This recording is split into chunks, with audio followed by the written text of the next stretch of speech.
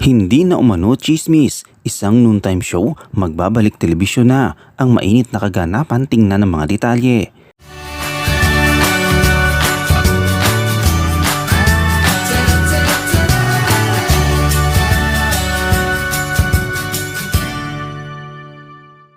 Ayon sa mga sources ng press, inaayos pa ang mga abogado ang kontrata para sa programang Wawawin ni Willie Revillame mula October 2 Lunes, 5 to 6 p.m. sa PTV4 at IBC 13.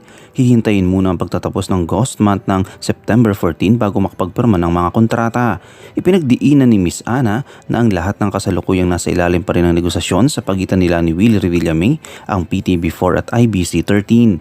Posibleng bumalik sa ere ang Wawawin ni Willie Revillame, ngunit ang opisyal na pagsisimula ay aantayin pa rin.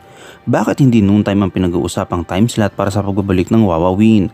Sa pahayag ng General Manager ng PTV4 na si Ana Puod ay sinabi ayaw niya ng noontime. Under nego, yun po ang operative board. It's a tripartite discussion po ng IBC 13 at PTV at saka si Willie. So matagal po yung proseso, marami pang inaayos. But all of the parties are hoping for a very positive outcome of our negotiation.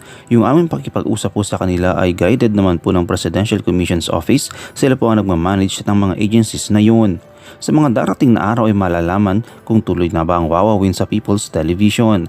Dagdag pa ni Ana Puod ay sinabi niya, matagal na po ito, nag-start po kami few months ago. Until now we're still discussing your partnership o kung ano man yung magiging nature ng aming relationship. Sa pagkakaalaala ng mga press, si Ana Puod ay dati nang kasama sa TV5 at ABS-CBN News and Public Affairs. Ngayon, ito'y magiging isang magandang hamon kung paano niya mapapanatili ang kahalagahan ng show ni Willie sa government station.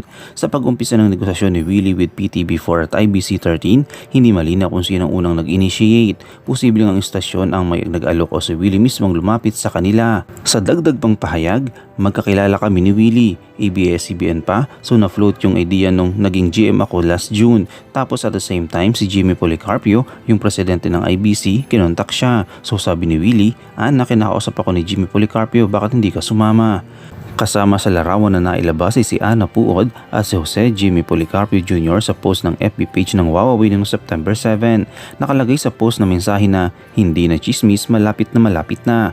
Tungkol sa posibleng pag-simulcast ng Wawawin sa PTV at IBC 13, walang detalyadong reaksyon na nakuha mula kay Willie. Subalit ayon kay Ana Puod, patuloy pa rin ang kanilang negosasyon tungkol dito at wala pang tiyak na desisyon na naibababa.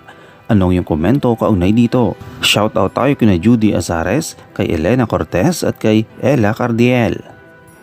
I-comment mo lang ang inyong opinion sa comment section at huwag kalimutang i-like, i-follow, i-subscribe ang bcgram.net para sa mga latest happenings.